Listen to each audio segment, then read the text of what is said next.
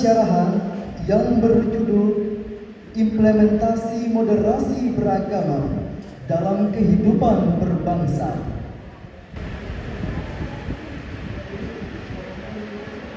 Assalamualaikum warahmatullahi wabarakatuh.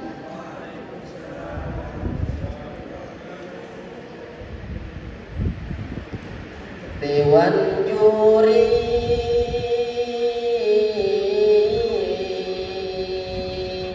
yang arif bijaksana, para hadirin yang berbahagia, jeng jeng jeng, izinkan kami menyampaikan syarahan, insyaallah bermanfaat.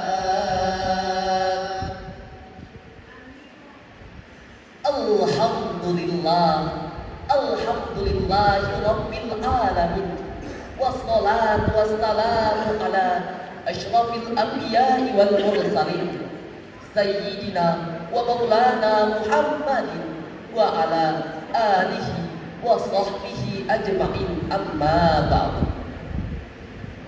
Yang pertama-tama dan yang paling utama, marilah kita panjatkan puja syukur kita atas kehadiran Allah Subhanahu wa Ta'ala, yang dimana Allah telah melimpahkan rahmat dan hidayahnya sehingga kita dapat berkumpul di tempat yang insya Allah penuh barakah ini.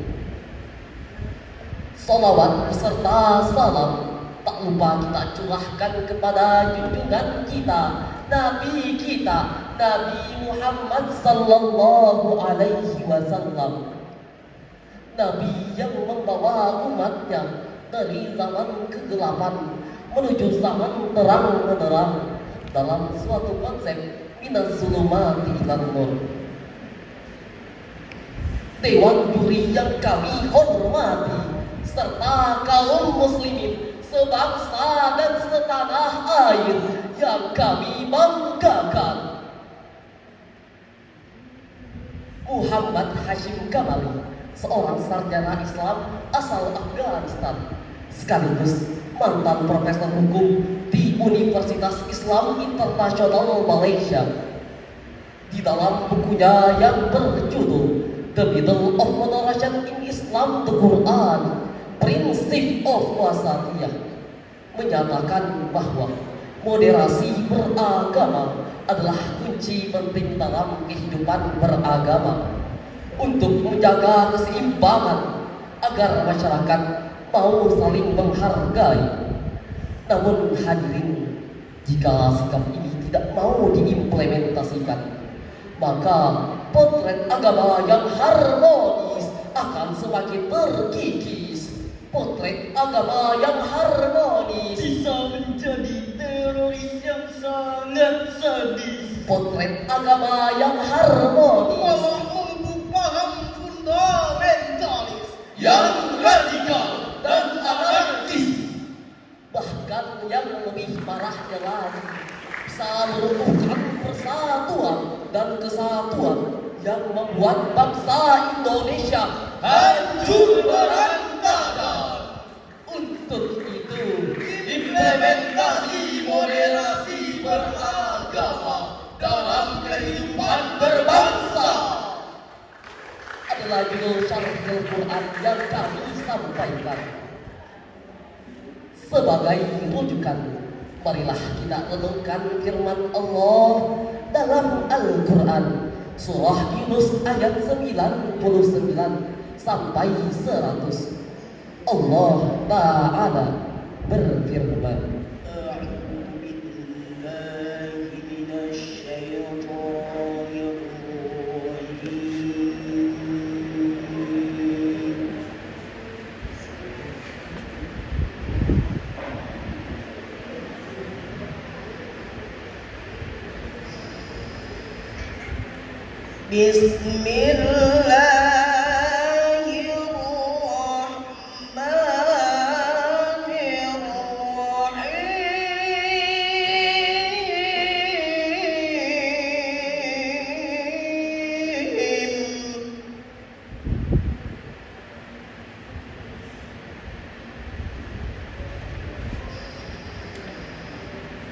Walau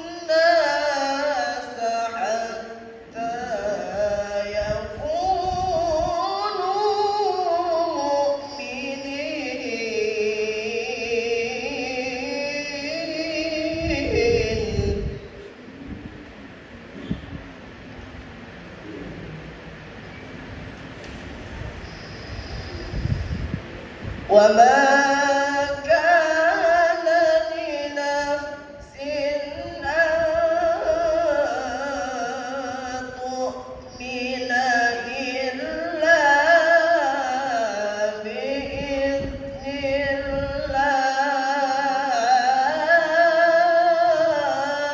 الله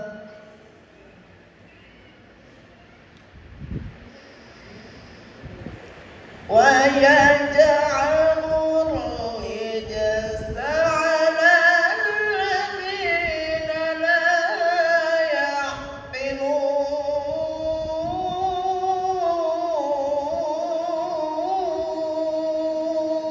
Hamba berlindung kepada Allah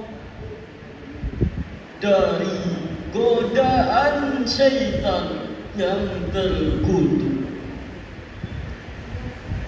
dengan menyebut asma-Mu ya Allah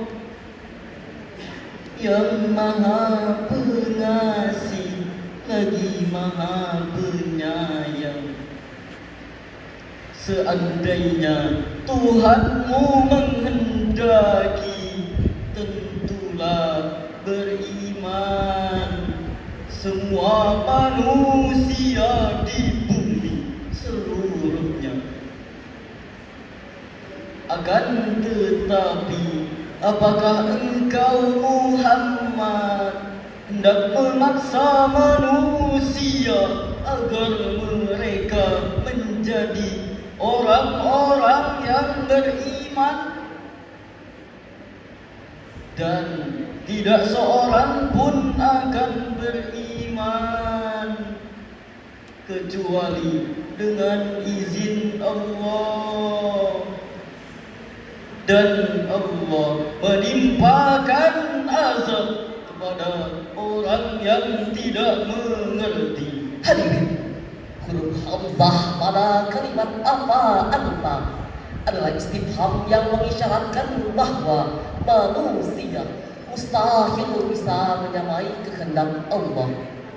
Sehingga Imam Al-Baydhi dalam tafsir Anwar Tanzil wa Asrarut Ta'wil juz 11 halaman 117 menjelaskan bahwa fala yumkinu tahsinuhu bil iqra'i alaihi fadlan anil hafdi wa tahir.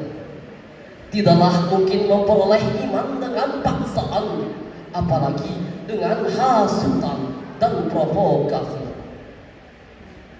Demikianlah yang ditegaskan Al-Quran. Tapi akhir-akhir ini malah menjadi pemantik perpecahan. Jadi ladang persatuan, Jadi alasan untuk saling mengkafirkan. Karena itulah moderasi beragama penting diimplementasikan. melalui prinsip at-tawazun, keseimbangan, Al-i'tidal, keadilan. At-tasawwur, toleransi. dan atawasud. Jalan tengah. Namun hadirin, implementasi moderasi beragama di Indonesia masih menghadapi banyak tantangan, mulai dari maraknya radikalisme, Bergejolaknya ekstremisme. tersebarnya terorisme, berkembangnya ideologi merongrong Pancasila, aksi penegakan khilafah yang ingin mengganti konstitusi negara, bahkan mirisnya lagi umat seagama saling mencela, merasa paham agamanya yang paling benar dan cara beribadahnya yang paling benar, sehingga muncul pertanyaan besar, mengapa kita saling membid'ahkan? Padahal agamanya sama. kitab sucinya juga sama. Lalu apa masalahnya? Jawabannya adalah karena kelompok radikal memahami teks agama secara parsial dan kelompok lainnya memahami secara kontekstual. Pada kondisi inilah sikap wasatiyah atau moderasi beragama penting mengubah wajah Islam yang disebut sebagai Islam yang falaki Islam yang teroris, Islam yang ekstremis. menjadi Islam yang nyaman Islam yang damai. Islam yang tentram, serta menjadi Rahmatan lil alamin. Betul hadirin? Lantas, bagaimana cara kita mengimplementasikan moderasi beragama dalam seluruh sendi kehidupan berbangsa? Sebagai jawabannya, marilah kita renungkan firman Allah dalam Al-Quran Surah Al-Mumtahanah ayat 8. Allah Ta'ala berfirman, لا ينهاكم الله عن الذين لم يقاتلوكم في الدين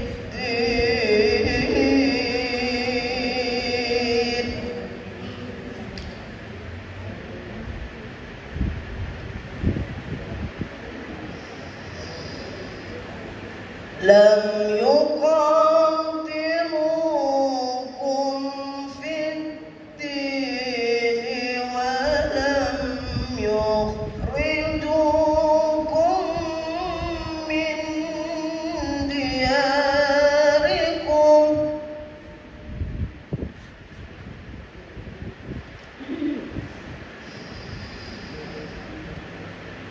ولم يخرجوكم من دياركم أن تبروهم وتقسطوا إليهم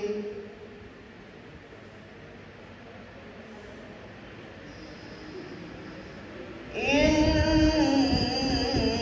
الله يحب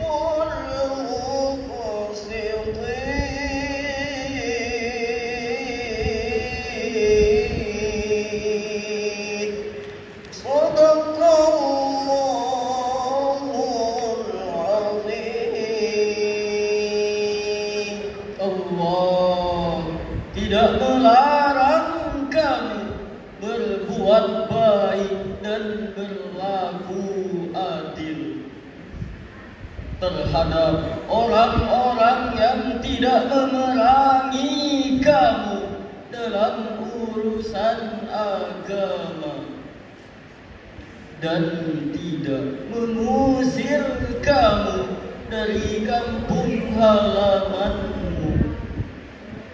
Sesungguhnya Allah mencintai orang-orang yang berlaku adil. Maha benar Allah atas segala firman-Nya. hadirin, maksud dari ayat ini adalah Allah tidak melarang kita untuk berbuat baik meskipun kepada seseorang yang berbeda agama. Rasulullah selalu mencontohkan berbuat baik meskipun kepada seseorang yang berbeda agama. Rasulullah selalu memberi makanan kepada seorang laki-laki Yahudi yang buta, yang kerjaannya setiap hari mencaci maki Rasulullah. Ketika Rasulullah wafat, peran ini pun digantikan oleh Abu Bakar. Ketika Abu Bakar menyuapkan makanan ke dalam mulut laki-laki tersebut, laki-laki tersebut memuntahkan makanannya seraya berkata, "Pasti kamu bukan orang yang biasa memberikan aku makanan. Karena orang yang biasa memberikan aku makanan penuh dengan kelembutan dan kasih sayang." Abu Bakar pun menjawab, "Memang benar, bukan aku yang biasa memberikan engkau makanan. Karena orang yang biasa memberikan engkau makanan telah meninggal dunia, dan beliau bernama Muhammad sallallahu alaihi wasallam." Mendengar nama Muhammad, bergetarlah hati laki-laki tersebut, menangisnya sejadi-jadinya seraya berkata, "Setiap hari aku mencaci yang namanya Muhammad. Setiap hari pula dia memberikan aku makanan. Setiap hari aku menghina yang namanya Muhammad. Setiap hari pula dia memberikan aku makanan.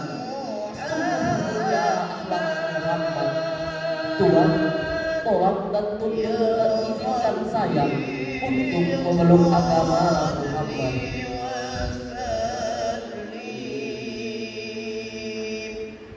Hadirin, sebagai kesimpulan dalam syarahan kami, implementasi moderasi beragama di Indonesia harus diimplementasikan untuk memajukan Indonesia sebagai penganut agama yang moderat, adalah yang saling menghargai, bukan saling mencaci, saling toleransi, bukan intoleransi. Jika Indonesia harmoni, insya Allah diberkahi ilahi Rabbi.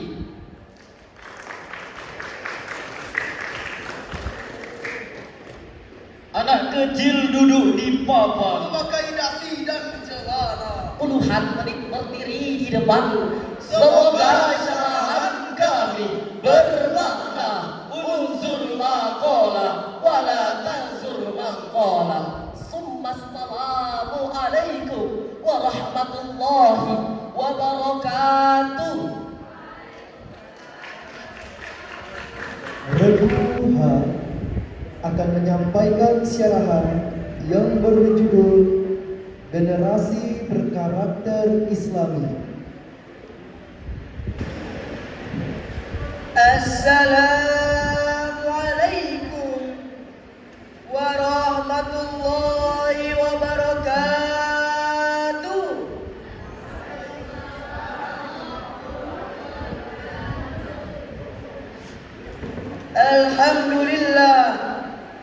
Alhamdulillahilladzi hadana lihada wa ma kunna linahtadiya laula an hadana Allah.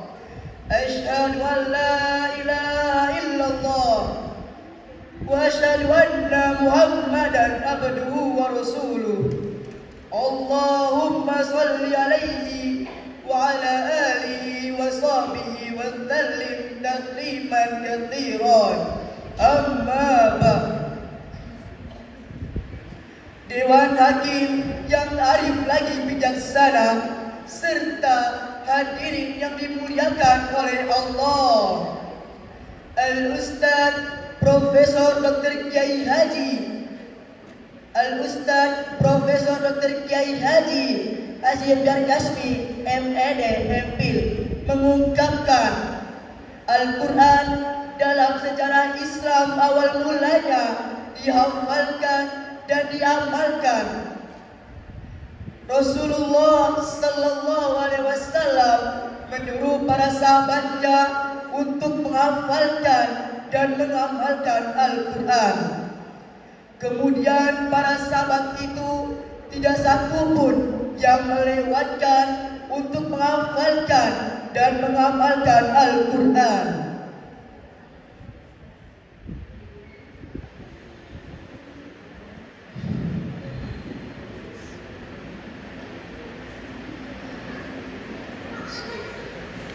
Sebelum sejarah Islam awal mulanya untuk dihafalkan dan diamalkan oleh Al-Quran.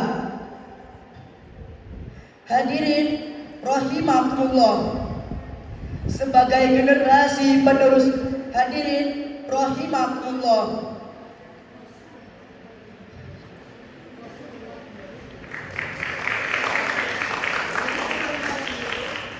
sejarah mengabadikan kegigihan para sahabat dalam menghafalkan dan mengamalkan Al-Quran.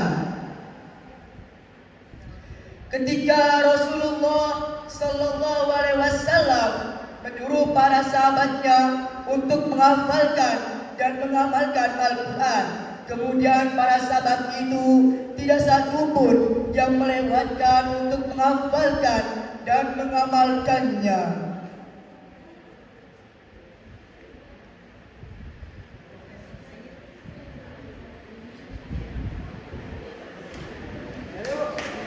Profesor Syekh Muhammad Naqib Al-Attas, seorang cendekiawan dan filsuf muslim dunia, mengatakan mereka tak sedikit pun melupakan pesan-pesan yang disampaikan Rasulullah, dan mereka juga merekam kuat dalam ingatannya setiap perilaku Rasulullah dan meladaninya dalam kehidupan sehari-hari.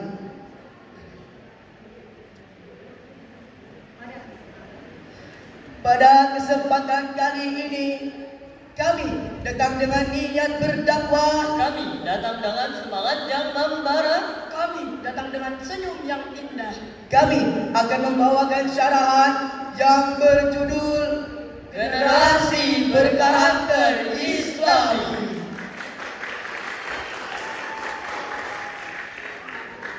Hadirin rahimakumullah, sistem pendidikan Indonesia yang berjalan pada saat ini seharusnya mendukung orientasi membangun generasi berpendidikan dan memiliki karakter Islami, dengan harapan Indonesia akan maju yang berkualitas dan mampu bersaing dengan negara-negara yang lain.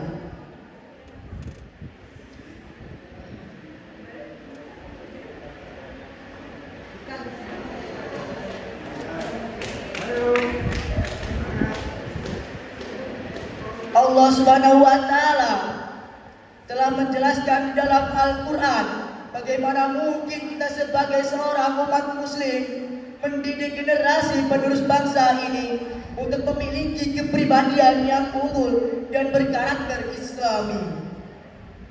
Allah Subhanahu wa Ta'ala berfirman di dalam Al-Quran surah Luqman ayat 13 sampai 14 yang berbunyi,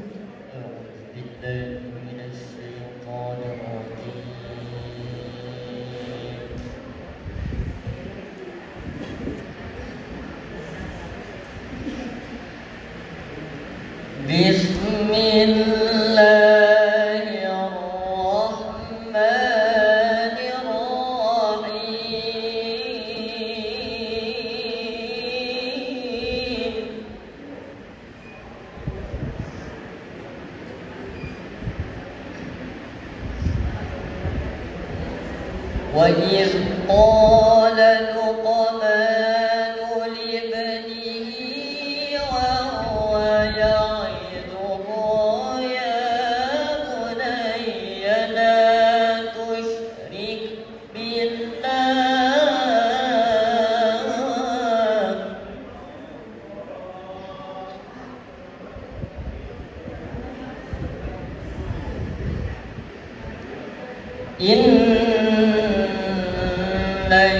الشرك لظلم عظيم.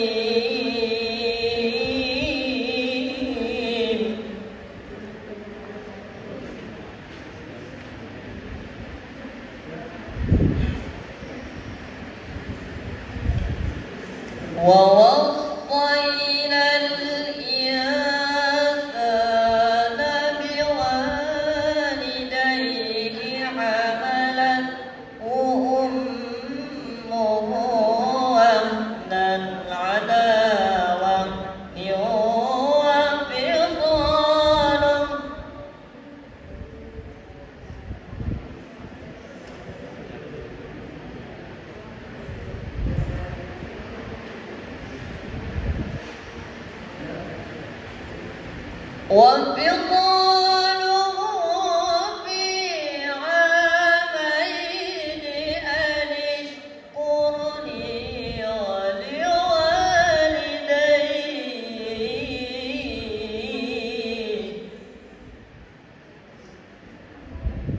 إلي المصير.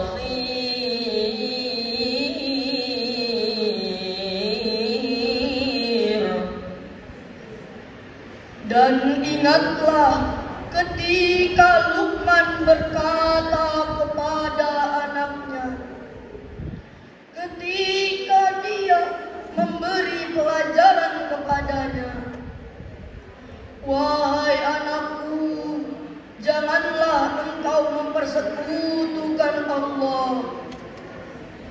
Sesungguhnya mempersekutukan Allah adalah benar-benar kezaliman yang besar. Dan kami perintahkan kepada manusia agar berbuat baik kepada kedua orang tuanya.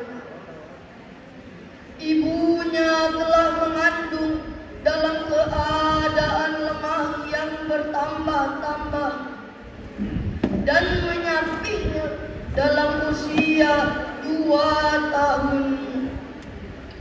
Bersyukurlah kepadaku dan kepada kedua orang tuamu. Hanya kepadakulah kembalimu. Hadirin rahimakumullah. Ismail bin Umar bin Katsir atau yang lebih kita kenal dengan Ibnu Katsir, dalam kitab karangannya yaitu Tafsir, Ibnu Katsir menjelaskan Allah Subhanahu wa taala telah menceritakan tentang kisah Luqman. Allah Subhanahu wa taala telah menceritakan tentang kisah Luqman kepada anaknya.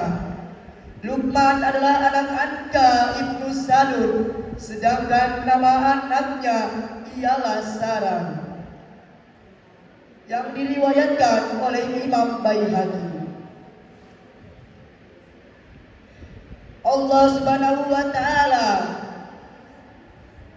menceritakan tentang nasihat Luqman dengan sebutan yang baik karena dia telah menganugerahinya sebuah hikmah. Kemudian Luqman memberikan nasihat itu kepada anaknya. Maka wajarlah bila ia memberikan kepada orang yang paling dikasihinya sesuatu hal yang paling utama daripada pengetahuannya. Karena itulah hal pertama yang dipesankan kepada anaknya ialah hendaknya ia menyembah kepada Allah semata.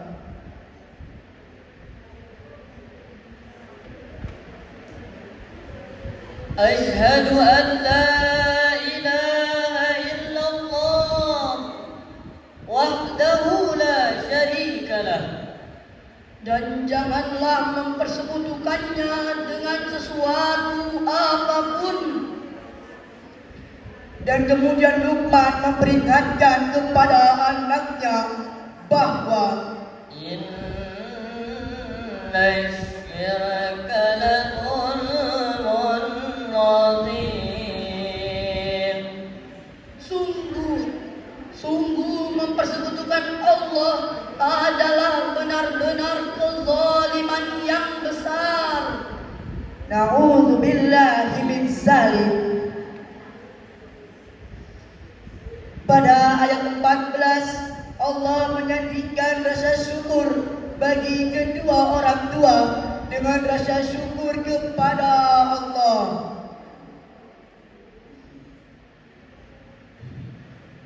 Allah Subhanahu wa taala telah menyandikan rasa syukur itu kepada kedua orang tua, dan ini menunjukkan bahwa kedua orang tua adalah hak yang paling besar yang ditanggung oleh seorang anak.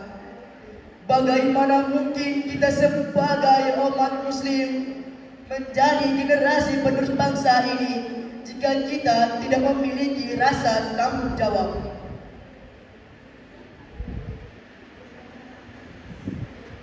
Allah hadirin rahimakumullah. Lalu tahukah kalian hadirin, siapakah orang yang paling berkarakter Islami?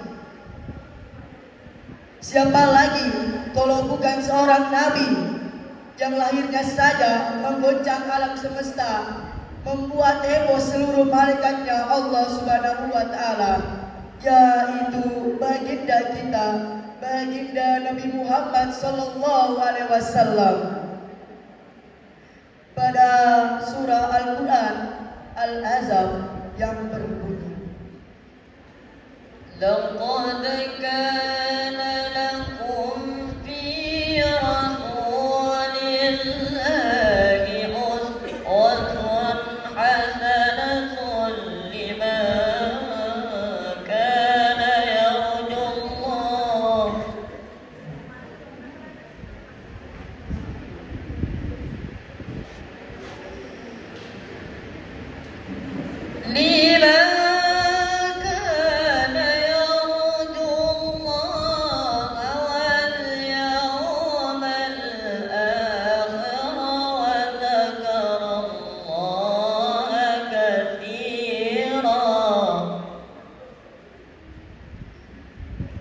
لمن كان يرجو الله واليوم الآخر وذكر الله كثيرا.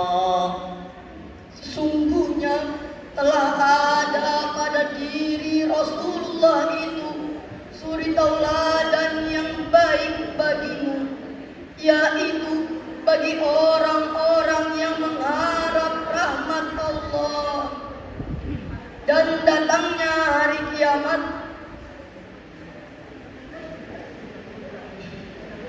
dan mereka banyak mengucap Allah, Maha benar Allah atas segala firman-Nya. Hadirin yang dimuliakan oleh Allah, pada syarahan kami dapat simpulkan bahwa generasi pendidikan terus ini terus serta kepada Allah dan takwa selalu kepada Allah, serta hormatilah kedua orang tuamu. Hadirin rahimakumullah.